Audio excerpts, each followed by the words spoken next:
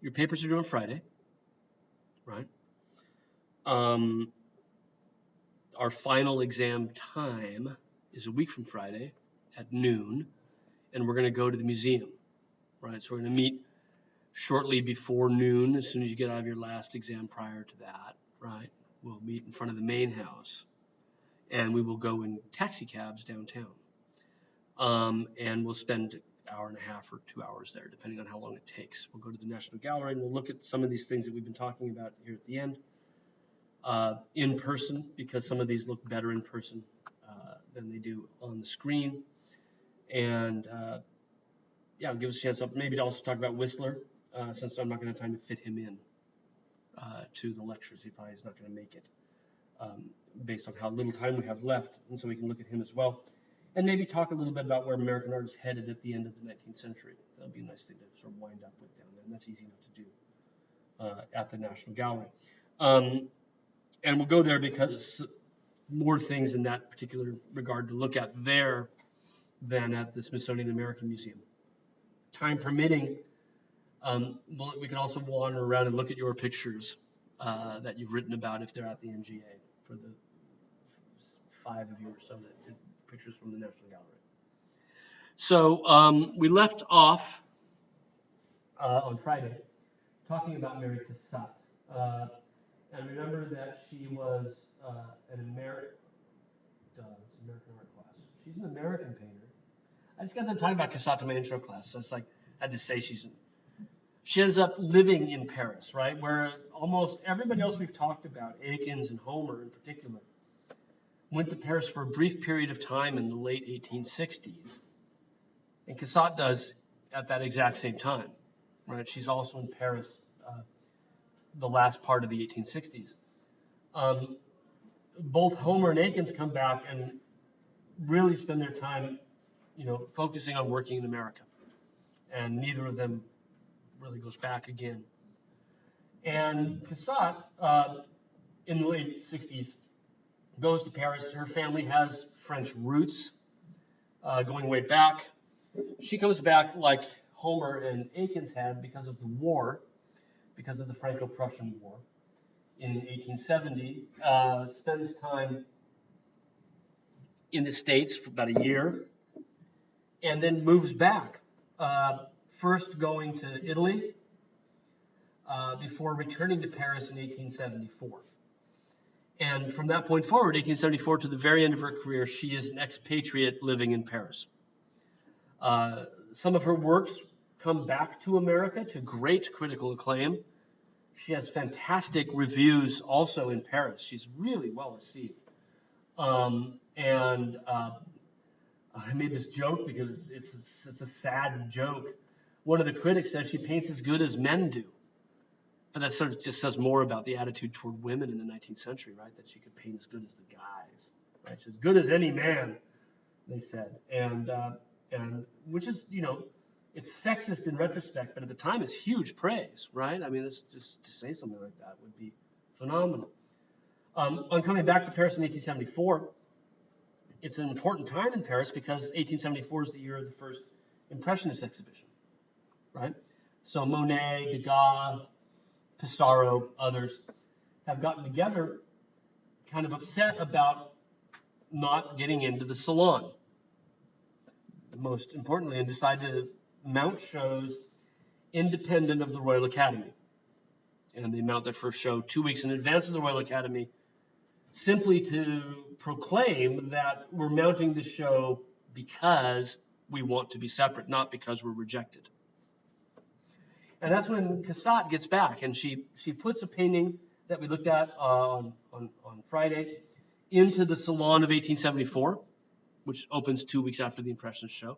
Degas sees it and goes to find her because he's so impressed, right? And they form an immediate bond. They have long-term professional relationship. They go to the museum together. Many of the same themes that he paints, she will paint, right? So there's a really strong interrelationship. It's even been proven rather recently, in the last 2 or 3 years. There's a big Cassatt-Degas show at the National Gallery, And one of the things they did was they looked at some Cassatt pictures in infrared, so you can see the surface underneath the paint. And it turns out that there were some changes that were made, and it turns out that we look at enough at her correspondence, it turns out that Degas helped her make these changes. So there's a lot of dynamic interchange between the two. So Degas' woman seen from behind is Cassatt at the Louvre, where they had traveled together. She's looking at pictures on the wall in the Louvre Museum. And it's one of a number of images, both paintings and prints, that Degas had done of Cassatt. On the left, back up. In the interim, right, after meeting Cassatt, the next year, 1875, Cassatt has a work in the Salon, in the Royal Academy show. It's rejected, right? 1877, she has another work rejected from the Salon.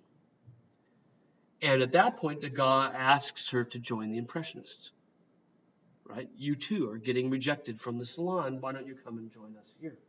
And she does immediately, and it offered her lots of benefits that she wasn't getting otherwise. She couldn't study at the École des Beaux-Arts, the School of Fine Arts, right? She couldn't study from the model because she was a woman. The Impressionists were rather open, right, to female participation. So it seemed like a wonderful thing. But one of the things we'll see when we look at Cassatt's work is the degree to which her, I'm not going to say unique, the rare role of being a woman artist in the 19th century seems to determine many of her subject matters and the ways in which she approaches them. Right? They seem to reflect a woman's experience in late 19th century France. Right? So if we look at the Loge, it's two women in an opera box. The one on the left is Mary Ellison, and she appears in other works by Cassatt. And they're seated in their opera box with a mirror on the wall behind them. And we see reflected in the mirror the rest of the opera goers, the opera patrons, and the chandelier. So as we look at them, we're also looking toward the stage, which is over our shoulders, right? And we're looking at them looking at the opera.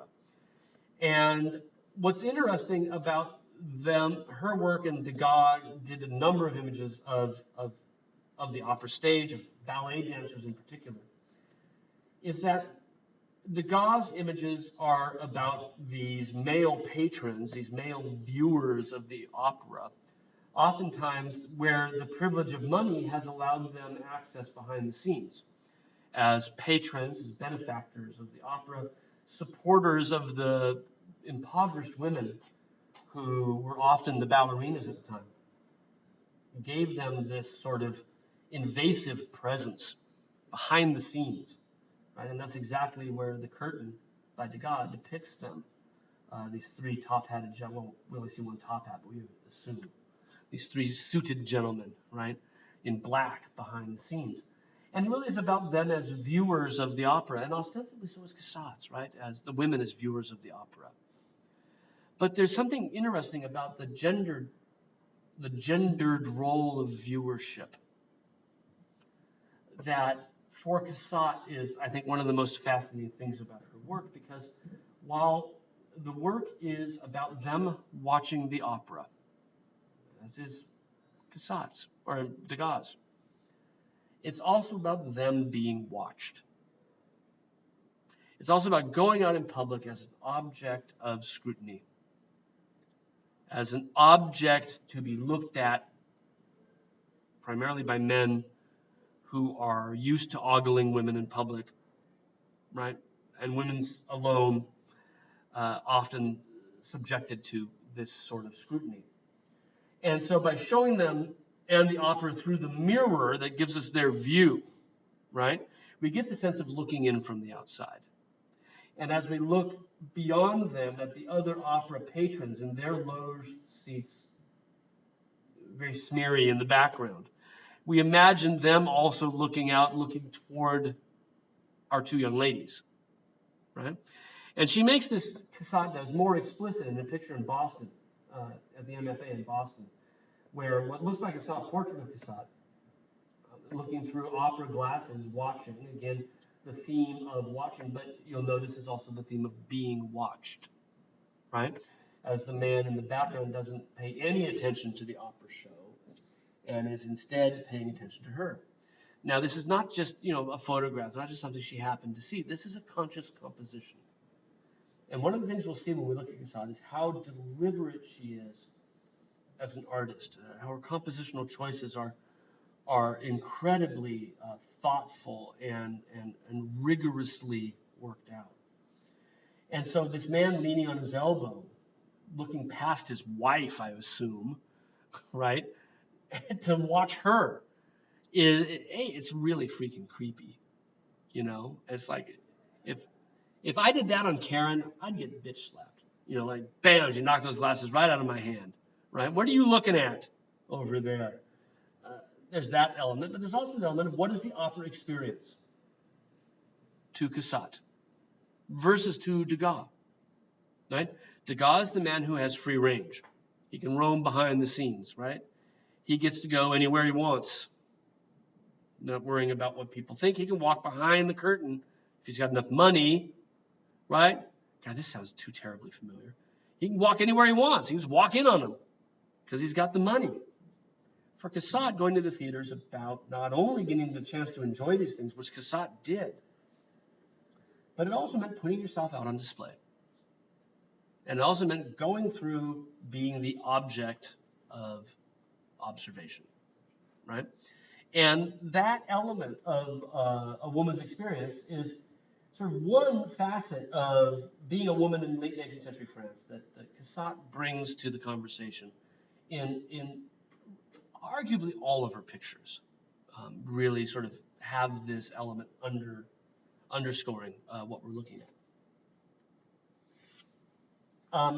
Like the Impressionists, her brushwork approaches abstraction, right? Really vigorous, not at all blended, a combination of different paint application techniques, from paintbrush to, you can probably tell the green in the middle looks like it's been applied with a palette knife, right? The thing you use to mix the paint on the palette, you can go in and just scrape it onto the surface.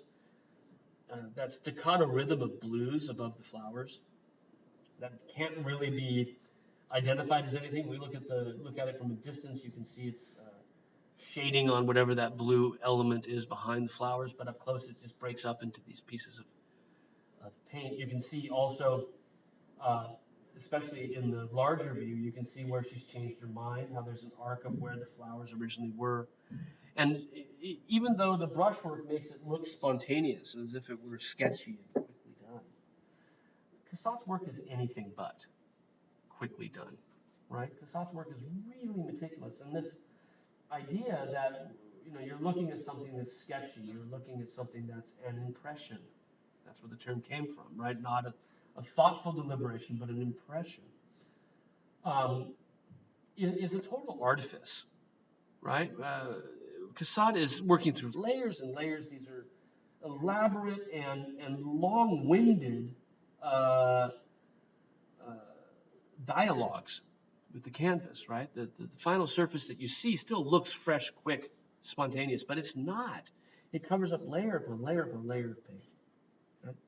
I love the fan and the sort of flowered pattern of the fan, but also how it adds to the sense with the girl in the back that she's hiding, right? That she's aware of being looked at as she covers up the bottom part of her face to be a little bit less obviously out there on display. So Cassatt's work is this raises these issues around viewership and being in public in the 19th century as a woman in Paris. Because she's primarily painting from experience, she often paints women at home. Right? Part of what we've seen in late 19th century art is these ideas of capturing images of everyday life, modern life. And for Cassatt, especially circulating around a bunch of guys who got to wander around and paint their Paris, right? That was kind of her experience. She's hanging out with Degas, rubbing shoulders with Monet, although she's closest with Degas, Pissarro and others, all these guys who get to wander around France and paint their world, right? The things that they like, the things that they see outside, as the French say, en plein air. Her paintings are inside. The vast majority are images inside because that is her world, and that is her experience. And so here, a woman waiting to go out, dressed up with nowhere to go, if you will, right? Again, with the fan that she can use not only to air herself, but also to hide herself, as we see. Same model, probably, as the girl with the neckband. I can't tell. I think it's the girl in the front. What do you think? Right? They look enough like sisters almost, right? Mary Ellison. With a nice dress on and a scarf, and she can't go anywhere until her chaperone shows up, right? She can't go anywhere on her own. So when we think about getting ready to go, and when you're ready to go, you go, right? Allison as well as me, right? You leave the house. I'm ready to leave the house, and she's ready to leave the house, but she can't, right? And again, I love with both of these the way in which Cassatt uses the mirror to effect, right? As we look in, we also see what she's looking at, if you will, even though there's not much delineated there, right? But we get the sense of our gaze going in and her gaze coming back out at us through the skillful deployment of that mirror behind her. So again, women inside, right? A theme that Cassatt focuses on women's activities in the household because that was the place where she did have free reign. That was the place where she could move about and capture what she wanted and set up an easel and sketch freely in the same way the men could do things outside. There is a relationship between her paintings and her printmaking. She often would use the compositions she had made for paintings as the basis for a composition she would work out more fully in prints. And so there are drawings that are often related to the paintings where she takes that basic composition and reworks it. So instead of putting the girl with the fan inside, in the drawing, she puts her in the opera. Right? So it becomes very, very close to our Loge picture that we started off with, where we see the chair and then behind her the mirror. All of that is the same, but the orb that's behind her in the painting now turns into what looks like the back of a girl's head. Now, it's not necessarily her head because it looks as if it's got pigtails, right? But she's beginning to sort of morph this drawing. With the drawing, she's beginning to morph the composition, take the composition, its ideas, and translate them into something public. I also like the mistakes, right? The places where the ink has blotched up on the paper here as she works it out. She will then take these drawings and she'll rework them on the opposite side. Like she'll put them up on the window or on a light box, right? Trace it through and rework the composition more fully from the opposite side, right? And the reason that she's doing this is she's going to eventually take the composition and transfer it to an etching plate and make a print from this, right? And from the print, right, since printmaking automatically reverses. Okay, so let's talk about prints for a second, right? We haven't seen a lot. We talked about it a bit with Winslow Homer, right? There are numerous ways in which you can make a print. Many of you are taking classes with Mary, you know what this is all about. But with printmaking, you have a flat matrix that you've incised a drawing into. And then you ink that drawing and you transfer it to a piece of paper. You then re-ink it and you can get multiples, right? We just watched The Post the other night on Amazon Prime, and they were typesetting the newspaper, and it's the same idea, right? Multiples from one matrix. And the way in which you incise the plate, there are basically two ways to incise the plate. Three, but we'll talk about two. Right? And that's the idea that with your flat plate, you can either, as you cut the lines of the drawing into the plate, you can do one of two things. You can put it here on the plateaus that are left and print from that. So you carve away the whites. Does that make sense? This is what a woodcut is, right? And it's what we call relief printing, right? The other option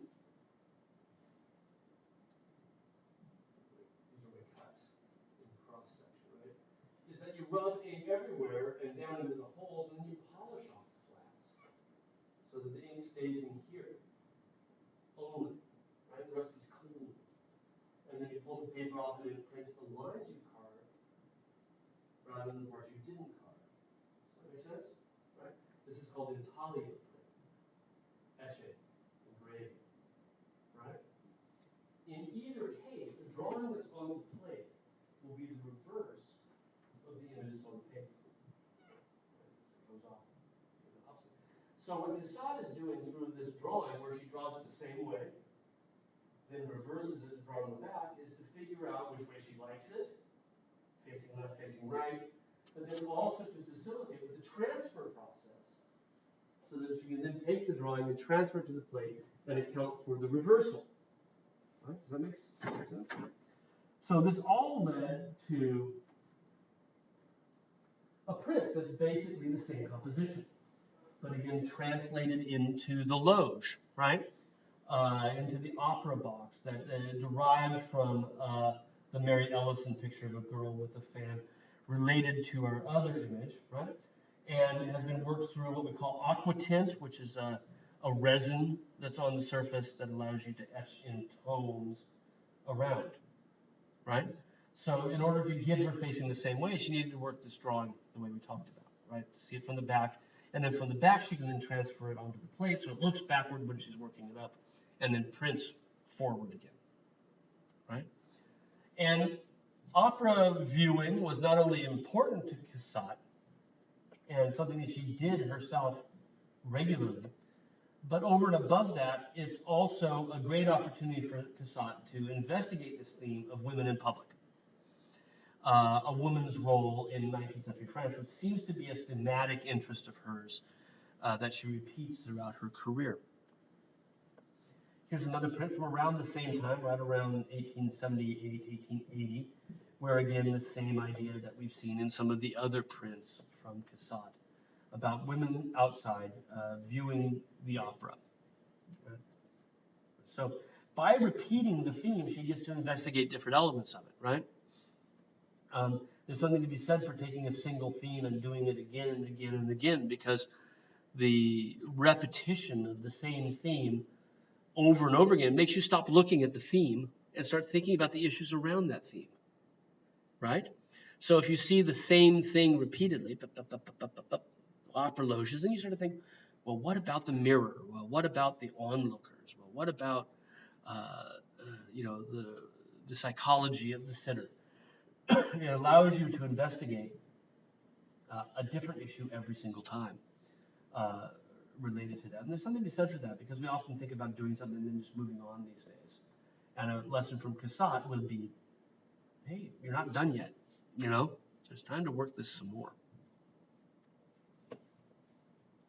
One of my favorite Cassatts at the National Gallery relates to this idea of her world, the world that she inhabited, the world that she could wander freely, the little girl in the blue armchair.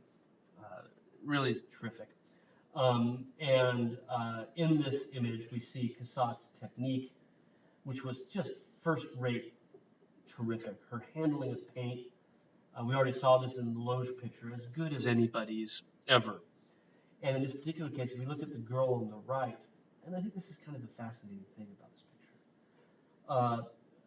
the handling of the paint of the chair on the right is so vigorous, so gestural, so unpolished, to where the pattern of the flowers on the upholstery of the chair become just these splatters of paint, these Chinese calligraphic characters. They're not really Chinese, but they kind of look it, you know?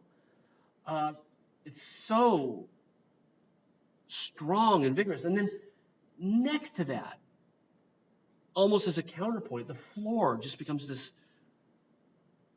bland expanse of what when I was a kid we called monkey shit brown, right? As a car color from the 70s, right? And it's sort of off greenish, mossy, pukey color, right? But look at how it's painted by comparison. That just becomes flat. And there's this play between, you become very aware of the way she's composing things and thinking about how the paint goes down differently depending on where we are. And I think with this particular picture, it becomes even stronger because if we think about the message of the picture, I got some nice details, right? So there's her sash, her tartan sash. And from a distance, it does seem as if it's an accurate rendering of a particular tartan plaid. But as we get up close, we can see the degree to which it breaks apart into these undifferentiated strokes that at the same time have a sense of deftness, of assuredness, that she knew exactly where to put that red. Like no sort of second guessing, right? Boom, and gets it right, nails it, just the right amount of blues, the purples to work together. The side of the chair, right? It's just fantastic pieces, right? Some of them blend together, like the corner of the chair, to make that arm come out. But other parts end up just like that dance of the yellow and the black off toward the right-hand side. Right? There are these two figures that seem to move around each other. And again, it doesn't the paint still look wet? It still seems as if it was freshly painted, right? And yet then against that, which is true on the dog's chair as well, against that we get this flat expanse of that brownish green, right? That it functions very different visually than her chair does. And for Cassatt, what that does is it brings your attention to these different parts, right? She's using the paint in a way that helps you to say, okay, I'm going to look at this. I really want to spend some time looking here. I'm not so worried about looking there. I want to look over here because it becomes more visually engaging and visually interesting, right? And so her knowledge about applying paint is not just this sort of bravura, look what I can do, Dad, sort of stuff, but it's more about also helping us to realize what parts of the picture we ought to be looking at, right? Now, from Degas, she got an interest in looking at, in particular, Japanese art, Japanese woodcut prints. These are multi-block woodcut prints, where in Japan you would mix the different watercolors on the block, so you would get gradient tones. But if you look at the aesthetic of Hiroshige's print, you have a sort of a high horizon line, and the fold in the print sort of accentuates how high the horizon line is. You got that in Cassatt as well, even higher, right? We find that in other Hiroshige prints. And then you have these areas of sort of flat tone, the water, for example, and a sort of random placement of the objects on that flat tone. And Cassatt is picking that up as well. And this interest in Japanese prints is something that Degas had as well. And at the beginning of class, we talked about her work profits from an ongoing back and forth. I don't want to say she's getting stuff from Degas. That's too simple. It's too male, right? They're having a dialogue. They're both investigating these things, right? And spurring one another on. And Cassatt adapts sort of Japanese compositional principles every bit as well, if not even better than Degas does, right? And we see it here by the flatness of that figure versus the busyness that's placed against it, right? That's coming directly out of Japanese prints. Now, if we look at what I was talking about before, the flatness of the floor versus the sort of busyness of her chair, and it's everywhere around her head, right? That application of paint starts to take on a meaning as well, right? Because I think part of the theme of the picture is her unrest. The little girl is stuck inside.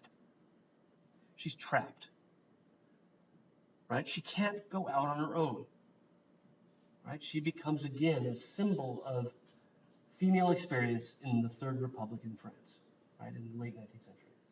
And she's squirmy, she's been told to sit down and wait. And she doesn't like this one little bit, right? And so she's fidgeting in the chair, she's squirreled around until she's gotten in kind of an ungainly pose, kind of slipping forward in it. And as we look at the brush work around her, right? You start to realize that becomes sort of a symbol for her unrest, because the brushwork is also restless, fidgety, uh, filled with motion in the same way that she is, right? It becomes a surrogate for her inner anxiety of being inside rather than out, right? And if we look at the way in which Cassatt has arranged the chairs, they're much more tightly gathered together right here in the foreground. We're crowded into this space, right? Think about where you are as a viewer looking at this. You're sort of stuck in this little corner where there's no way through those chairs. And as we move into the background, there's more open space, right? But the girl's experience, the girl's space, is tightly packed here in the foreground. And then she gives us that cute little dog, right? Who is the opposite of her, right? Is sort of been told to go, load up. That's what we use around the house. Sit, right? And he's resting comfortably. He is the antithesis of our little girl. And even though everything around him is just as busy, that helps to amplify her self-perceived predicament, which is to be trapped because of your gender, right? So it's really a brilliant picture, right? I mean, and you think about the ways in which technique and style amplify the meaning of the piece. It's really phenomenal. This is, by the way, one of the ones that we know that Degas actually helped her work on the composition. You can see with the chair in the background, the love seat, that the windows, the floor-to-ceiling windows, actually continue underneath the chair and come down at an angle. Can you see that? So if you trace the bottom of this here, you see it comes across there. And she sort of turned it into the edge, right? But you get the sense that it's those windows that are back there kind of coming through. Originally, she had this line here go straight across, like a Japanese print, all the way to the side. And Degas, working with her, said, bring it in at an angle, because it will direct your attention down to the little girl. So it's one of those places where we know he actually helped her sort of work toward a finished composition. Again, themes repeat, right? If this is just a one-off, you could say, Trowbridge is all full of poppycock, right? But these ideas of women in the household waiting for, biding their time and existing in their environment is a theme that Cassatt just continues to treat. So this is another engraving of a woman, resting by the fireplace. This is her experience. This is what she sees. And there is, again, a relationship between the themes she chooses for paintings and the themes that she chooses for her prints as well, right? And most of these prints are worked through what we call states. I know Emma knows what these are from working with Mary, right? But that's where you change the plate as you're working. So you start to carve your plate, you print a couple copies, you go and you change some things, you add some stuff, rub some other stuff out, right? Add some lines over here, some shadow over there, and print it again, right? And most of Cassatt's prints are worked through multiple states. Sometimes as few as 4, sometimes as many as 17 different states, each of which has prints that have been pulled to document the different stages, right? So this is the second stage, it says down below, deuxième étape, right? Second state of the print, and she documents it throughout, right? Again, the theme of women inside. This is a picture that came to the National Gallery from the Corcoran Museum, which really amplifies exactly what we've been talking about. This was, in fact, the maid of one of her friends. We know who she is. I think her name was Mary. Sitting by an open window and looking out at Paris, right? And she's ready to go out, gloves, hat, and all. And yet she obviously has to wait. She can only look out at this point because she's unaccompanied. And it is till such time that she can be chaperoned, that she can go enjoy the city like everyone else has, right? Now, Paris was a city where, in the 19th century, as it is today, a city that is very pedestrian friendly, right? It's a city to walk through. It's different from DC that way.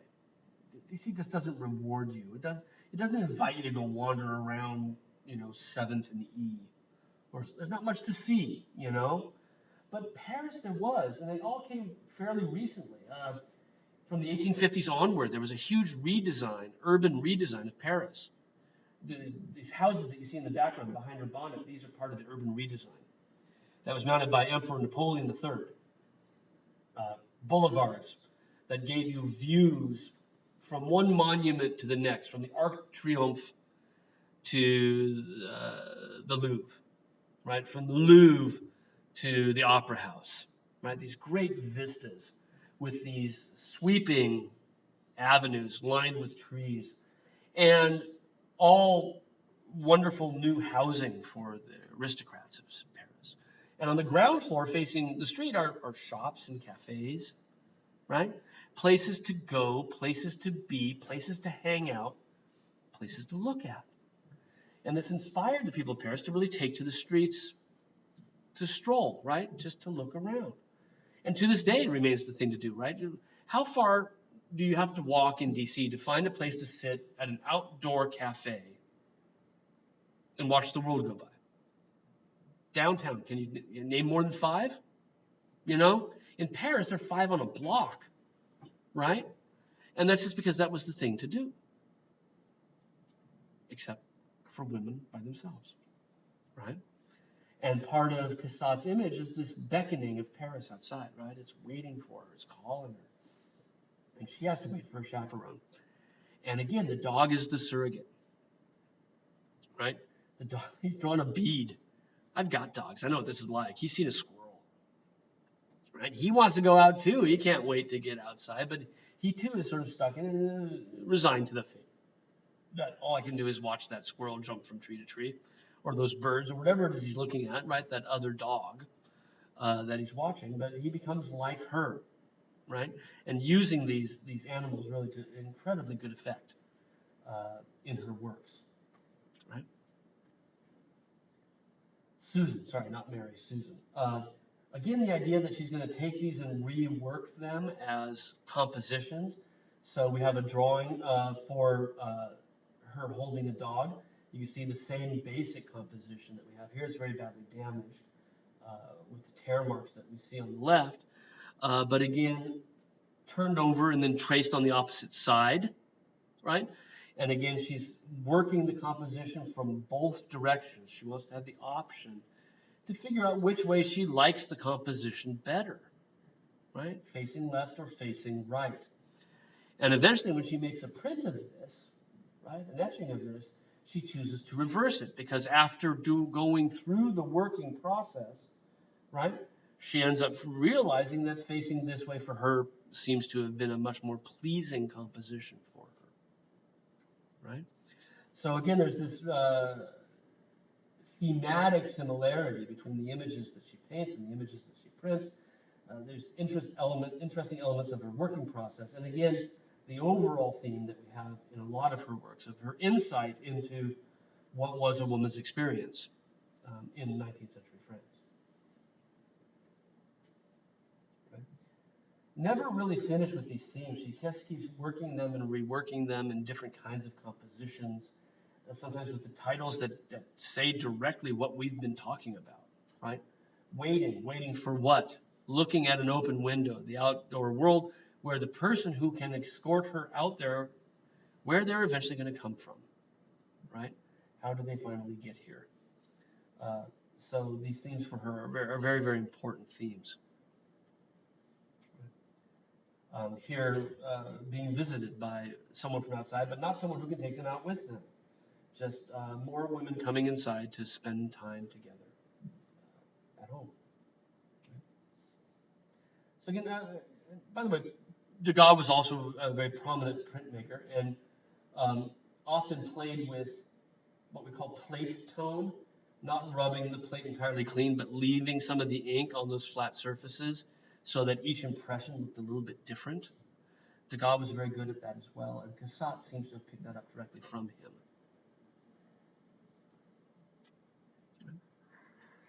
Another thing that shows us an interplay between Cassatt and Degas is this image of a woman at her toilet, right? We use the old term toilet, wash basin, right?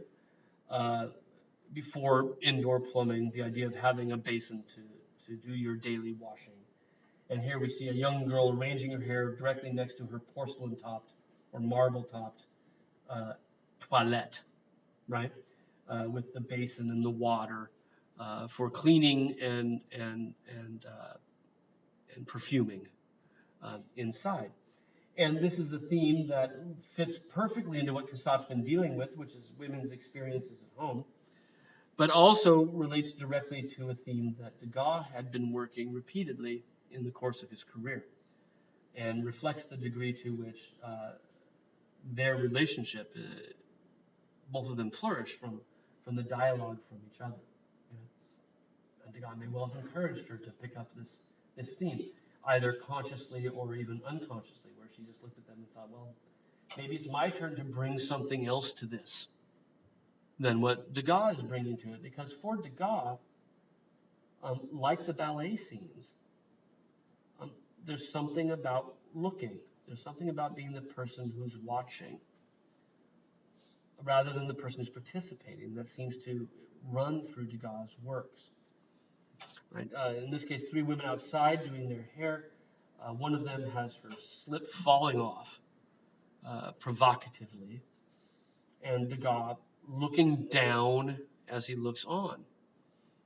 The vast majority of his bathing scenes look down on the figure, right? Degas from a standing position. And again, talk about interloping, right? Here he is in a woman's boudoir. For Cassatt, however, the image presents something really very, very different. She looks at her from the same level, right? She's not looking down on her. She almost seems to participate with it rather than simply watch it happen. Furthermore, Degas' pictures are almost always prostitutes, fancying themselves up for the next client. We know this from the kinds of pads they sit on. This is the Krieger collection, by the way, up on Foxhall Road near AU. Often overlooked in DC, but really a terrific collection of early modern art. But despite sharing the same theme, Cassatt really does approach it in a different way, and I think a way that shows a gendered perspective. A woman looking at women's activities and understanding those activities rather than simply objectifying them, seeing them separately, seeing them from afar. Again, the symbiosis of her work, right? Cassatt does these images again and again in different media, and in particular in etchings. And in this case, the exact same theme, although not the same composition, of a woman caught in a private moment arranging her hair. One would imagine how Degas might paint this, especially given that she's half naked. There's something about the way Cassatt presents that by playing down the breasts, making it just a field of tone, that de-eroticizes it on a certain level. It becomes more, if there's anything erotic about this, it's the flower prints on the wall and the floor that's so sort of over the top and beautiful that overweighs anything else. It has a quietude. It has an honesty and unflinching reality that seems to underscore, or I shouldn't, underscore is not the right word, undermine any kind of voyeuristic eroticism that the figure might have. As a printmaker, she often will take the print, and not only will she work it through different states, right? You know, the one on the right says this was printed by Monsieur Leroy, who was a professional printmaker, helped her crank out the final prints. And it says there's 25 impressions of this one. But you'll notice as we compare, these are both the same state. Both of these are the fifth state of this print, a fifth of 5. That she'll play with different wiping techniques, right? Different inks, different colors, so that each impression became a unique thing, right? So the browns will change tone, the pinks will change tone. Sometimes we'll get some stuffy bits, right, in the background that alter our overall impression of the piece and make us look at each one as a collectible item. So she's taking this medium and really sort of doing fantastic things with it. She's deeply engaged with investigating Japanese printmaking, Japanese woodblocks. Here from a century earlier. I don't know if this is the exact one she's seen, but it's a good example for the sorts of Orientalism that we have in Cassatt, the sort of interest in Japanese art and the Japanese aesthetic that she brings to her work. The play of flatness. Look at how the brown of the mirror frame compares to the pattern of the wallpaper or the floor. We go over to Harunobu and we see the flatness of the area of the wall or the frame of the window to the outside versus the diamond pattern of the wallpaper. Cassatt's found an analogy for that. How the floor of the figure, around the figure, recedes into space, but only because of the lines around it, right? Otherwise, it's an unmodulated tone that takes up more than half of the print, goes all the way outside, right? For Cassatt, it's that pattern in the floor that doesn't attempt to, you know what, remember how Akins gave us a perspective drawing to get the pattern of the carpet back into space, right? And have it lay down like this, visually, into space? Cassatt just sits up flat, doesn't it? Right? It ends up sort of rising up flat like this. In the same way that the pattern on our young man in the Harunobu also, right, violates any kind of three-dimensionality. It just becomes this, almost like a cutout pattern that's been fit within the outlines, right? Cassatt understands this from looking at these different prints, right? Very much picks up this idea of having the work be an interplay between depth and flatness. And again, she's getting a lot of that through working alongside Degas, this interest in Japanese art. That's just because I had a crappy picture when I first put this together, and I found a better one. Right? Another theme, another image of the same theme. I'm really very, very fond of this print. I think it's really fantastic, right? But the same idea of the woman caught at her bath, at her toilet, with the basin with the water. You can see some of the same implements that were in the background of our painting. The exact same stopper jar, the same basin, maybe even the same toilette there that we saw in our painting. But again, the floral pattern of the floor, something she loves, and the colors in it, right, will vary from impression to impression, and still flatten out the entire composition. The green of the background, right? Changing ever so slightly behind the mirror, right? Selectively adding color here and there, leaving a little bit of blue on the surface for the bottle. That seems probably to be wiped in by finger, just to fill in that area with some ink on the surface of the plate to transfer it to the paper. Right? Really beautiful things. And again, this sort of interest in this anamorphic form, the form of the female body as this only curvilinear element within this very rectilinear composition, right, coming directly out of Japanese prints as well. Again, worked through states, right? She kept working this up again and again and again, state after state after state. And you can see, as we look at these, the degree to which she's really meticulous about this, right? She's thinking about where everything goes. And in fact, that stoppered bottle was originally further forward. You can see just the outline of it there by the edge just here, right? How the top of the toilette was originally higher. Probably put it in with a straight edge.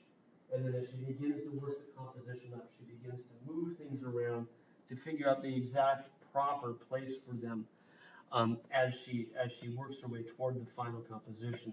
The pot in the lower left corner, you can see she's danced around a bit with where that belongs, and has even begun to add in the pattern on the floor to the degree that you almost think that the patterns are going to overwhelm the shapes, right? We've got a pattern on the pot, we've got a pattern on the floor already in this first state, sort of beginning to be sketched in. As she finally arrives at the final composition, this allows us to see how different wipings, right, different ink colors, different choices, allow each and every impression to sort of take on a life of its own. Degas, who is, her friend, has been working with what are called monoprints, which are basically one impression prints, where instead of carving the plate, you just paint on it. You print it, you might get 2 if you're lucky, and then you paint it again, right? There is nothing carved into the plate to transfer the ink. It's like getting a ghost. When I was a kid, you always had the wax paper that you'd have the paint on in grade school.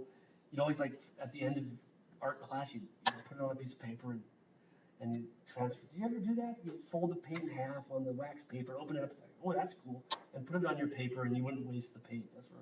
Well, that's kind of a similar idea, right? Each print is going to be independent in its way. There's some parts that are carved that will always be there, but within those, she can selectively ink and wipe each one differently, right?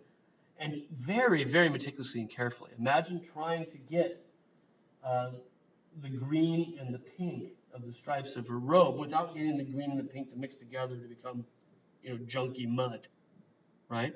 So she's coming back in and just wiping them incredibly carefully, one after the other.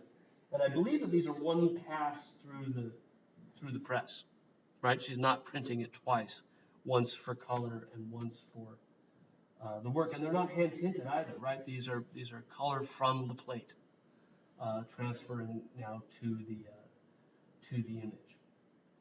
So again, thinking about each one of them as being a very independent work in its way, even though the matrix itself is something that she has set in metal, cut into metal.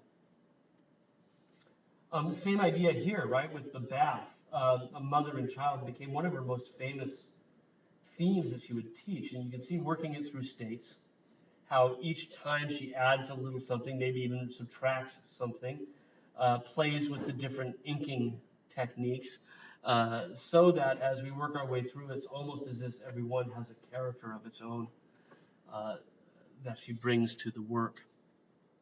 Right? So again, Cassatt focusing a lot on women's experiences in the home. These are her life and these are her experiences, and things that made her gained her some of her greatest fame. She does do a few images of women outside, and they are kind of interesting in their way because of the issues that they raise of a woman outside. So on the left, her family came to stay with them, also moved to France, to Paris in 1877, I think it was, 78. And this is her sister Lydia, crocheting on a park bench, it seems. And it's almost as if the picture consciously violates all of the rules of society. The rules that say that a woman can't be out on her own. And yet here she is. Even if she's not alone, she's only with Cassatt, with Mary, the onlooker. But is it a public park or is it a private domain? This is something that's kind of left open. And in addition to that, pictorially, Lydia has been sort of pushed to the margins, stuck off to the left with this great open space that she doesn't engage with. She's wrapped up in a personal activity off to the side of the composition. It raises lots of interesting questions. The boating party on the right, in 1893, Cassatt had gone to the south of France, had spent time in Antibes on the Mediterranean. And she was a mother and child, again, one of the themes that she'll do a lot, out on the water, boating pleasantly for the afternoon.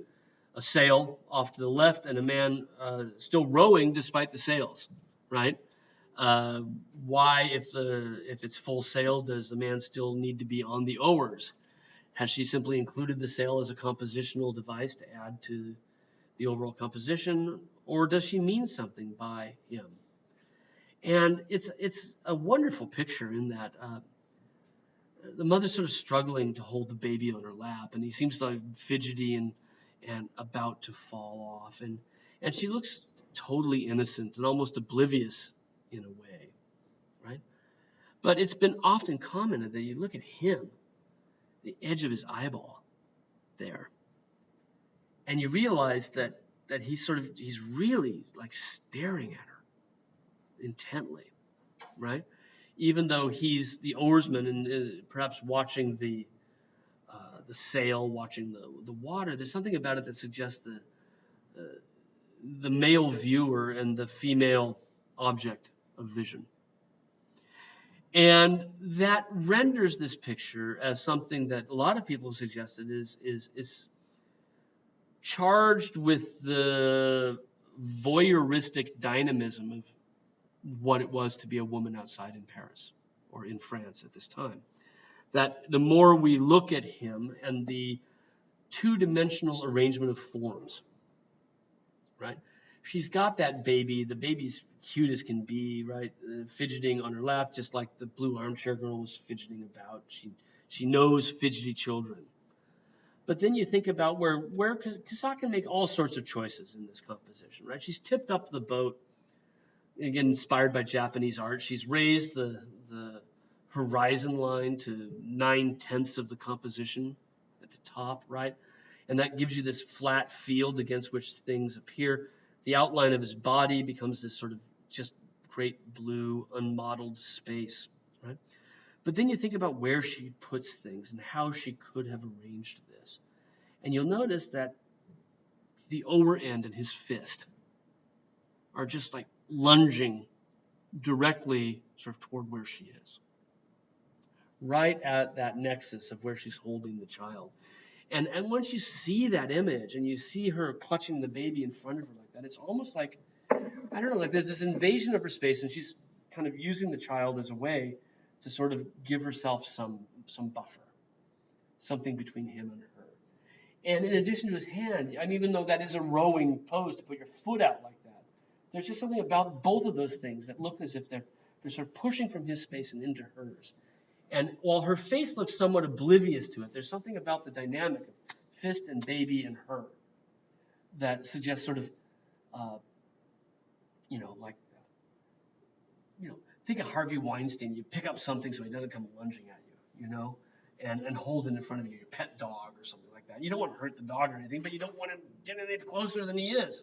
Right? And there's that sense here as well of this man who's psychologically invasive, right? And Cassatt very much understanding that in public, in the great outdoors, this is something that women face, as a problem. Again, technique, the paint incredibly vigorous, incredibly thick, a very large picture and not painted outside, but certainly painted in the studio. And again, playing with all of the different elements, really concerned with where tonal ranges meet other tonal ranges. And then if we look at her dress, we can see how thickly built up the paint is on her dress, on the child's clothes as well. Even parts where it looks as if she's got her fingers through it, right? Manipulating the paint, quite literally manipulating the paint and building it up on the surface. Late Cassatt from the 1890s on gets incredibly sculptural, right? The works really get much more sort of three-dimensionally sculptural looking. And our baby is beginning to give us that sense, the way in which that face looks modeled as if it were a three-dimensional object that you could reach out and grab. And there's like in her other works, she's not doing the same thing everywhere, right? So with the girl in the blue armchair, we saw the vigorous paint around the little girl and then sort of flat areas. And here we have this sort of vigorous modeling of the baby, really three-dimensional, right? Chiaroscuro and a sense of sort of a three-dimensional object. And then you look at the outline of the oarsman's coat, and you realize that that's kind of an unmodulated blue everywhere that plays against the three-dimensionality. The boat itself has a certain flatness to it, that isn't modeled in the same sculptural three-dimensional way in which the mother and baby are. She is very careful about working the canvas this way. Look at the sail on the left, right? It's just this expanse without shading, without modeling. And again, here I think she's learning lessons from looking at Japanese prints. This blocking with an extremely foregrounded figure that blocks off sections of the composition. I love this print, right? The horses there, blocking our view through to the new railway station at Naito behind them, where the ostensible action is back there, but we've got this flattened outlined form that, and odd color choices, right? That Cassatt's also picking up on. So certainly borrowing on this aesthetic. And it's best seen when we look at her prints, which again have this same quality. What is it like? We looked at first at what it was like to be a woman inside in Cassatt's work. And with the boating party, and here with this print, what's it like to be a woman in public, right? And here we have two women with a child, and child carefree and innocent and cute as can be. And while one woman is attending to the needs of the child on her lap, the other one has that look off canvas, out of the frame, right? Watching what's going on around her very warily, very carefully, making sure there's no danger, making sure there's no trouble, but at the same time very worried and very aware of being looked at, of the potential for misreading the situation, right? And the look on her face and the look on this, I think, adds meaning to the boating party. This helps us to understand the sort of psychological dynamic that lays behind images of women outside for Cassatt, right? That we see it in the prints as well. Again, technique, working it through numerous states, right? Sketching things out, playing with, and you can see the methodical nature of this, right? She's, and you can even see the traces of where she's changed the angle of the windows behind the figures, right? And then as we come to the more finished version on your left, you can see still traces of those original lines. You can, in a etching, right? You're carving things into a piece of copper. And the nice thing about it is that working with metal, this part here prints because the edges are sharp, right? And you're going to pass it under a roller. Here, we've got a crank, right? A roll of pieces. It'll roll through with the paper on it, right? But there's quite a bit of pressure on the plate from both sides, right? In order to push the paper down and pull that ink out of there, right? Now, with your plastic plates, you still need a lot of pressure, right? But not as much. And what happens eventually, through time, is the edges of those lines will start to round out. And the rounder they get, the less ink it will hold. Right? When they're sharp like that, it's fresh. They hold a good amount of ink, okay? Now, if you're a printmaker, you're working on metal, and this is harder with plastic plates. I don't point the masks at any dust with these, right? What you can do is you can take something to scratch it out with, a burin, right? A burnisher, and you can actually make that line just do that. And then it will hold no ink whatsoever. You can remove the line, it's a way of erasing it by simply, right, scraping off the sharp edges, polishing it again by hand, right, the flat part. And that's what she's trying to do up in here, right? But you can see there's still a trace of it there because she seems to have carved it pretty deeply to begin with, right? And it remains. But all of these things point to the degree to which Cassatt's very deliberate about everything that's there and exactly where it fits, right? She's really thinking out these compositions and not just sort of happy if I were to draw this room to get the number of clear storylines up there, right? But she wants to make sure she can play with that angle a little bit because the composition is stronger when you kick it down, or in this case, kick it up the way she has than the way she originally planned it, right? So So she works it through states. Not only does she add tone, change details, but she then also really changes some of the overall layout of the print as she's working it through. And you can see that even as she's working through, she erases the entire background, or maybe just doesn't ink it, right? Because you can, as a printmaker, you've got the lines carved. You don't have to rub ink into the lines, right? You can leave them there. If there's no ink in the line, it's not going to print. So this is a state between the first state where we saw the background drawing, right? Here in the first state, the background is already sort of in there, right? She's going to move it around a bit because you can see it comes in different parts, right? This is the original back shoreline, and she moved it, right? But we have some of the details of this back there already, right? Some of the things over here with some things that she's erased out, but it's getting there. And then in a later state, it's gone. And it's not that she buffed it all out, right? It's that she chose only to add ink to the areas up here. And if you don't add ink, it's not going to print, right? And I would imagine if we got the chance to go down and see this live, we might be able to look and see if there were any embossings on the paper to where the carved line actually still did something to the paper, right? It would depend on how much people have tried to flatten it out through time and clean it up, right? But each one of these states, and there are multiple states of this, keep reworking the composition, adding one thing or another as she's working her way through. Okay. Children became one of her fortes throughout the course of her career, and really seems to have, it sounds sexist on my part, really great insight into kids. Just really fantastic children. Now, she's certainly not the only artist that did this, and having insight into children and how they behave is not a problem of theory. Through the history of art, I can point to a number of men who are fantastic with kids. At Cassatt's own time, there were other male artists who were fantastic with kids. Cassatt got particular renown for this. She had gone to the beach in the summer and painted this back in the studio as a recollection of the experience.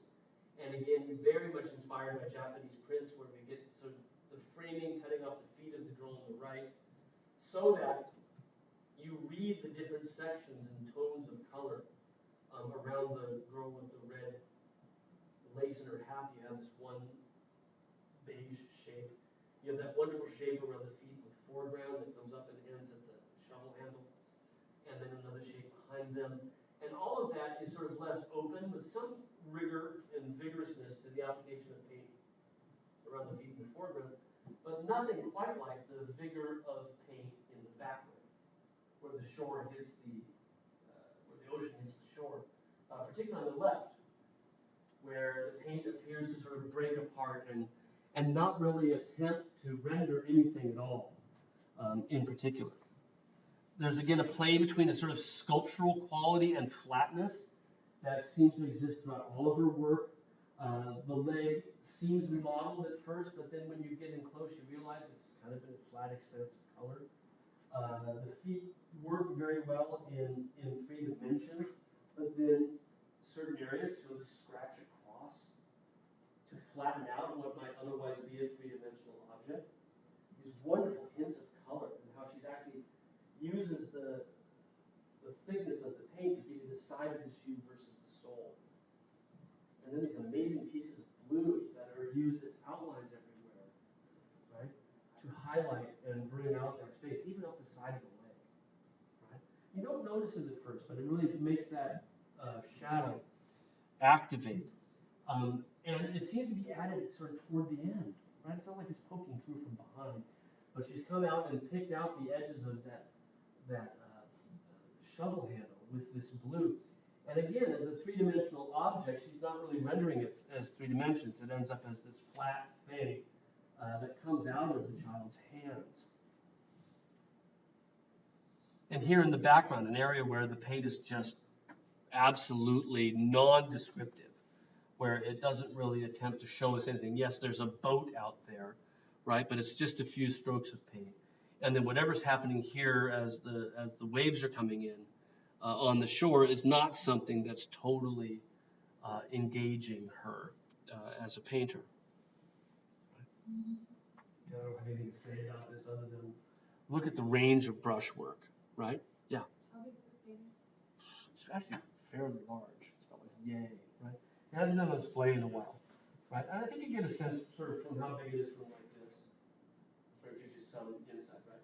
It's really, I mean, just, right? I've always said this to the studio art people that you go into the studio and there's no problem you can't solve by trying to figure out how they did it, you know? And by going to see them live, you get that opportunity to get in there. Look at the range of colors that are in that blue sleeve, right? Just that little, everything from red to green and everything in between sort of in there and mixing together in the work. How much attention she's paying to intersections of the beige with the blue, and how even though it's vigorous and sketchy looking, you really can tell that this is just so deliberate, you know? That she's really spent a ton of time. So at one point, right, the child's face came down further. There's a series of strokes right there that suggest that wherever she's painting this direction all the way down to here, right? And then she's come back over the top of it with this blue, right? And she sort of changed her mind around how that works. And because it's not just so, and it's not just right. And the more we look at Cassat's work, the more you realize that everything has got to be sort of just right for her. She's not, the idea of an impressionist, right, is such a myth. Right? The impressionists were anything but impressionistic. Right? That was all artificial to suggest spontaneity, when in fact it's the result of extraordinary deliberation. Right? And from Cassat, meticulousness, just extraordinary meticulousness, right? Remember that she came out of Philadelphia at the same time as Akins. Even though Akins' meticulousness takes a different track, there's something that they share with that despite the seeming spontaneity, right, there is this meticulousness to Cassat that is outstanding. Let's see what I have coming up next. This might be a good place to take a break. Let's do one last one. Right? In the 1890s, as I mentioned, her works get more sculptural looking. And as we look at the comparison of these two, you'll notice that the two girls on the beach, for all of the range of colors that we see, there's a certain way in which a lot of it flattens out, right? And even when we look closely at the 2 feet of the girl with the pail in the foreground, we saw that sometimes the legs seem to be sort of as flat as anything could be. And now we look at the body of the little boy, I assume, a little child picking fruit. Right? And you can see that there's a real palpable three-dimensionality to that figure, like a bronze cast or something, right? Nothing really flattening out. And it does flatten out in the background. We've got that wonderful green behind it, and even her dress has a sense of sort of becoming this curtain, right? Without any sort of modulating roundness to it. That makes that baby seem significantly more three-dimensional. Look at the hand, right, on the baby's leg. And how sculpturally three-dimensional that is. Or the side of the mother's face. Right? All of these things have a real palpable three-dimensionality. And this is something that gets stronger toward the end of her career in the 90s and the aughts. She lived to the early part of the 20th century. And we're certainly seeing it develop through the course of these works. Again, mothers and children, right? A theme that she loves. This one in particular was a sketch, preparatory study. Sketch is the wrong word, right? It's complete work of art. But a preparatory study for a work of art that was commissioned from her for a major exhibition in America in 1893. Do you know about 1893, Chicago? The Chicago World's Fair of 1893.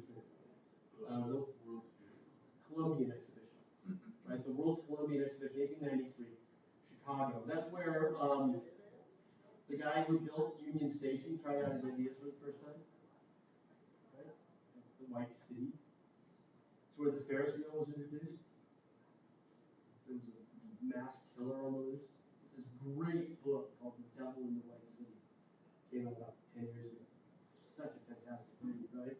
All about these two things going on, this mass murderer, like killing people by putting them in an acid bath in his basement. Sounds kind of pretty bad, right? That's a fantastic story. This was for the exhibition, right? They commissioned from her a triptych of a modern woman. And she chooses the theme of picking fruit for all three of them. And she shows women of different ages picking fruit. Now, this is going to be a mural, and we're all lost, right? We have some prints. We have this painting that suggests what it probably would have looked like. And what she does, and this is, I think, the fascinating thing about her children pictures, a lot of them at least, is that she chooses traditional images of women and updates them for the modern world. So, who picks apples traditionally? What woman picks apples? Eve, right? Eve picks the apple in the Garden of Eden, right? And what's the apple growing from? It's the fruit of the tree of knowledge, right? And that's sin, right? That's the beginning of how mankind sins. She then gets Adam to do it, right? Don't worry about what God told you. It's cool, right? If you really love me, you do it. That's kind of what she says, right? And so Cassatt takes that idea and inverts it. And the idea of picking fruit from the tree of knowledge for women shouldn't be looked at the beginning of the fall of man,